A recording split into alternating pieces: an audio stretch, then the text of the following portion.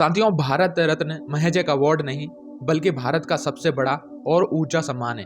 वह सम्मान जो हर उस व्यक्ति को दिया जाता है जिन्होंने अपने अपने क्षेत्रों में असाधारण और सर्वोच्च सेवाएं दी हो। हालांकि समय समय पर इस अवार्ड को लेकर भी लोग कहते रहते हैं कि इस अवार्ड में भी राजनीति होने लगी है। फिर चाहे वो साल 2013 में कांग्रेस सरकार के दौरान मेजर ध्यानचंद की जगह आनन फानन में सचिन तेंदुलकर को मिला भारत रत्न ही क्यों ना हो। दरअसल ये सवाल मैं नहीं बल्कि मेजर ध्यानचंद के बेटे पूर्व ओलंपियन अशोक कुमार कई बार उठा चुके। सिर्फ मेजर ध्यानचंद ही नहीं बल्कि भारत में ऐसे कई नाम हैं जो न सिर्फ भारत रत्न को डिजर्व करते हैं बल्कि उनको ये सम्मान बहुत पहले मिल जाना चाहिए था।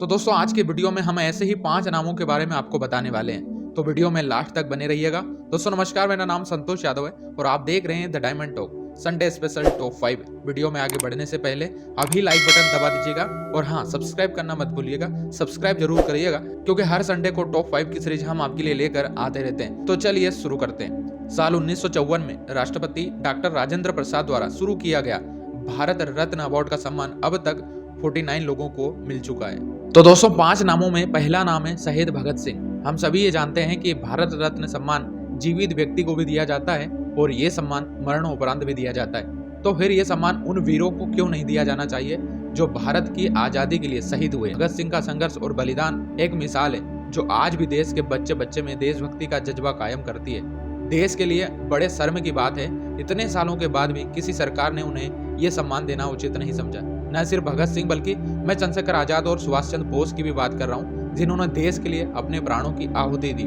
कई सारे शहीद और क्रांतिकारियों के नाम आप सबके जहन में भी आ रहे होंगे जो वाकई में भारत रत्न डिजर्व करते हैं। हालांकि शहीद भगत सिंह को कई बार भारत रत्न से नजरअंदाज किए जाने पर उनके पोते योगेंद्र सिंह ने 8 साल पहले ही यह कह दिया था कि शहीद भगत सिंह को अब भारत रत्न देने का कोई औचित्य नहीं है। उन्हें सरकार वैधानिक रूप से शहीद का दर्जा दे दे, यही बहुत बड़ी बात है। अगर देना ही था तो उसी समय दे देना चाहिए था जब देश आजाद हुआ था। बहरहाल सरकार इन्हें समय से शहीद का दर्जा देकर भारत रत्न दे दे तो बहुत बढ़िया। आपकी क्या राय है, कमेंट में जरूर बताना। दोस्तों, इस लिस्ट में दूसरा नाम है great playback singer Mohammad Rafi का। इनकी आवाज और संगीत के साथ लोगों में इनकी इमेज का इतना सम्मान है कि औपचारिक रूप से भले उनका नाम बोल दें लेकिन दिल से रफी साहब ही निकलता है। केवल उनके काम की ही बात करें तो 40 के दशक से लेकर उनके निधन के बाद भी यानी 80 के दशक में भी उनके एक से बढ़कर एक गाने आए। किसी भी तरह के गाने आप सुन लो, चाहे क्लासिकल हो, भजन हो, कव्वाली हो, रोमांटिक हो, सैड सॉन्ग से लेकर देशभक्ति के सॉन्ग, सभी प्रकार के गानों ने दशकों तक राज किया। इतने लंबे समय तक देश का गानों से मनोरंजन करना कोई छोटी बात नहीं है। असल में प्लेबैक सिंगिंग को विस्तार देने का काम भी रफी साहब ने ही किया था। इसमें मुकेश कुमार का नाम भी आता है, लेकिन जितने गाने रफी साहब ने गाए उतने किसी ने नहीं। उस समय की सभी फिल्मी हस्तियां ये मानती थी कि उन्हें भारत रत्न मिलना चाहिए। रफी साहब को भारत रत्न मिले, इसके लिए उनके चाहने वालों ने सालों तक मुहिम भी चलाई और लगातार कोशिश भी कर रहे हैं, लेकिन अभी तक कोई भी सरकार ने इसको लेकर कोई गंभीरता नहीं दिखाई है। रफी साहब के साथ साथ किशोर कुमार ने भी वही लोकप्रियता पाई और ये भी भारत रत्न डिजर्व करते हैं। किशोर दा ने गानों के अलावा एक्टिंग, डायरेक्टिंग, कंपोजिंग, राइटिंग सब कुछ करके लोगों का भरपूर मनोरंजन किया है। आप देखिए, जब लता मंगेशकर को जीते जी 2001 में भारत रत्न दिया गया तो उनके साथ के कलाकारों को क्यों नहीं। बहरहाल हम तो दोनों के फैन हैं। समय रहते रफी साहब और किशोर दा को सम्मान मिल जाए तो इससे बड़ी खुशी की बात क्या हो सकती है। दोस्तों, अब इस लिस्ट में तीसरा नाम है कपिल देव। कुछ सालों पहले भारतीय क्रिकेट टीम के पूर्व तेज गेंदबाज डोडा गणेश ने यह आवाज उठाई थी कि कपिल देव को भारत रत्न से सम्मानित किया जाना चाहिए। डोडा गणेश ने कहा कि सचिन तेंदुलकर एकमात्र खिलाड़ी हैं जिन्हें भारत रत्न से सम्मानित किया गया है। लोग ये अच्छे से जानते हैं कि 1983 की वर्ल्ड कप जीत से ही मास्टर ब्लास्टर को क्रिकेट खेलने के लिए प्रेरित किया था और सचिन तेंदुलकर ही एकमात्र ऐसे खिलाड़ी हैं जिन्हें भारत रत्न अवार्ड से सम्मानित किया गया है। इसमें कोई शक नहीं है कि कपिल देव की गिनती भारतीय क्रिकेट में ही नहीं बल्कि वर्ल्ड क्रिकेट के महान ऑलराउंडर में होती है। इसमें कोई डाउट नहीं कि सचिन भारत रत्न के हकदार थे, उन्हें मिला भी, इसमें कोई दो राय नहीं। लेकिन इसे देने में थोड़ी जल्दबाजी हुई। बेहतर होता अगर क्रिकेट में ही ये अवार्ड देना था तो पहले कपिल देव को देना चाहिए था। सचिन को ये अवार्ड पहले क्यों मिला, इसे आप मेजर ध्यानचंद के पुत्र पूर्व ओलंपियन हॉकी खिलाड़ी अशोक कुमार के पुराने इंटरव्यू से समझ सकते हैं। उन्होंने कहा कि पूर्व क्रिकेटर बिशन सिंह बेदी के नेतृत्व में एक प्रतिनिधि मंडल ने 12 जुलाई 2013 को उस समय के खेल मंत्री जितेंद्र सिंह को ध्यानचंद को भारत रत्न देने के लिए एक बायोडाटा सौंपा, जिस पर खेल मंत्री से लेकर प्रधानमंत्री मनमोहन सिंह तक की सहमति थी। खास बात यह है कि उसके बाद अनौपचारिक रूप से अशोक कुमार को कहा गया कि ध्यानचंद को भारत रत्न दिए जाने की घोषणा कुछ ही माह में कर दी जाएगी, लेकिन बाद में पासा ही पलट गया और उसी दौरान सचिन को भारत रत्न देने का डिसीजन लिया गया।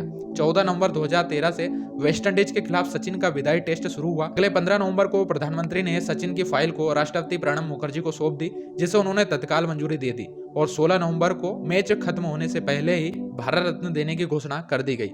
आप समझ सकते हैं कि सालों कैंपेन चलाने, धरना प्रदर्शन करने के बाद भी मेजर ध्यानचंद और कपिल देव को नजरअंदाज करके सचिन को ये भारत रत्न दिया गया। हालांकि सचिन तेंदुलकर इस अवार्ड को डिजर्व करते हैं, लेकिन कहीं ना कहीं सरकारों को मेजर ध्यानचंद और कपिल देव को भी समय रहते भारत रत्न दे देना चाहिए। इस लिस्ट में चौथा नाम है भारत के दिग्गज उद्योगपति रतन टाटा जी का, जिन्हें भी भारत रत्न देने की मुहिम सालों से चल रही है। सोशल मीडिया पर भी ये आवाज उठती रहती है कि भारत रत्न के लिए रतन टाटा सबसे डिजर्विंग पर्सन है। इस दिग्गज उद्योगपति को भारत रत्न देने की मांग कई बार उठ चुकी है। साल 2021 की शुरुआत में रतन टाटा को भारत रत्न दिए जाने की मांग को लेकर ट्विटर पर ट्रेंड भी चला। हालांकि तब रतन टाटा जी ने लोगों को इस कैंपेन को बंद करने की अपील की थी और उन्होंने कहा कि मैं भारतीय होने पर खुद को भाग्यशाली मानता हूँ। हालांकि लोग आज भी मानते हैं कि टाटा जी इसके प्रबल दावेदार हैं और उन्हें यह सम्मान पहले ही मिल जाना चाहिए था। हालांकि अभी तक देश में सिर्फ एक ही उद्योगपति को भारत रत्न से नवाजा गया है और वो रतन टाटा जी के परिवार से ही ताल्लुक रखते हैं, JRD टाटा। 1992 में भारत रत्न से सम्मानित किया गया था। JRD टाटा 53 साल तक टाटा सन्स के चेयरमैन रहे। JRD ने 38 साल की उम्र में चेयरमैन का पद संभाला और वो इस पद पर 1991 तक बने रहे। उसके बाद रतन टाटा ने ग्रुप की कमान संभाली और 2012 तक वो चेयरमैन रहे। रतन टाटा को साल 2000 में पद्म भूषण और 2008 में पद्म विभूषण से सम्मानित किया गया था। रतन टाटा जी को भारत रत्न देने के लिए दिल्ली हाईकोर्ट में एक जनहित याचिका भी दायर की गई थी। दोस्तों, अब इस लिस्ट में जो नाम मैं लेने जा रहा हूँ भारत रत्न के लिए, शायद ही कोई भारतीय होगा जो इस नाम से सहमत न हो। वह नाम जो भगवान राम की कथा और चरित्र को घर घर तक पहुंचाया, न केवल भारत में बल्कि दुनिया के कई देशों में श्री राम के प्रति भावना और भक्ति को जागृत करने के लिए रामायण जैसा आध्यात्मिक शो बनाया। जी हाँ, आपने बिल्कुल सही समझा। हम काल्पनिक धारावाहिक बनाने वाले डायरेक्टर रमन सागर जी की बात कर रहे हैं, जिन्हें भारत रत्न देने के लिए लंबे समय से मांग की जा रही है। साल 2020 में स्वामी चक्रपाणी महाराज ने भी अखिल भारतीय हिंदू महासभा की ओर से सरकार से मांग की थी कि रामानंद सागर को भारत रत्न का सम्मान दिया जाए।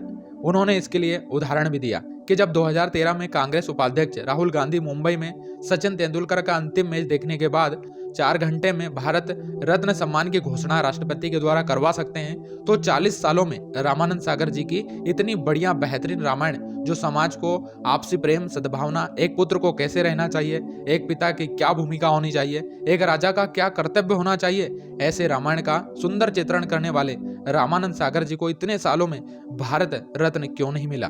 दोस्तों, रामायण धारावाहिक में रामानंद सागर जी के निर्देशन का ही कमाल है कि जब लॉकडाउन के दौरान प्रसारण हुआ, लोगों के बीच इसका बड़ा क्रेज देखने को मिला, जो साल 1987 में पहली बार प्रसारण होने पर हुआ था।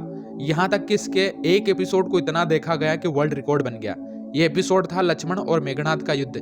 इस एपिसोड को 77.7 मिलियन यानी 7.7 करोड़ से ज्यादा लोगों ने देखा, जो कि एक वर्ल्ड रिकॉर्ड था। इसे इतना देखा गया कि गिनीज वर्ल्ड ऑफ बुक में भी दर्ज किया गया। रामायण की लोकप्रियता ही एक वजह नहीं है कि रामानंद सागर जी को भारत रत्न दिया जाए।